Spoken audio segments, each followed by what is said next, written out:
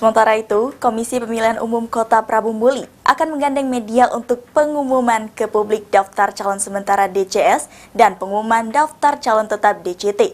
Pengumuman tersebut bakal dipublis pada hari Sabtu 19 Agustus 2023.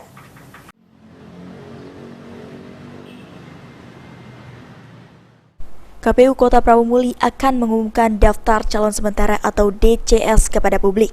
Pengumuman tersebut bakal dilakukan pada hari Sabtu 19 Agustus 2023. Pengumuman DCS dan DCT tersebut akan dilaksanakan KPU Prabu Muli dengan menggandeng sejumlah media cetak dan elektronik.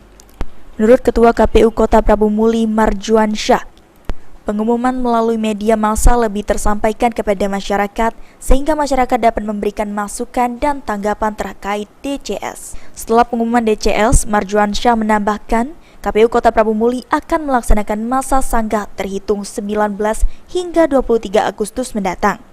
Pihaknya akan mengklarifikasi kepada partai politik di masa tersebut. Kita undang kawan-kawan media untuk bisa turut berpartisipasi lah ya, bisa menyebarkan informasi terkait DCS nanti, gitu. Sehingga nanti DCS yang sudah ditetapkan per tanggal 18 Agustus ini bisa terpublikasi dengan baik, bisa tersampaikan ke masyarakat, sehingga masyarakat bisa menyampaikan masukan-masukan atau tanggapannya terhadap 446 daftar calon sementara anggota DPRD Kota Prabu Muli.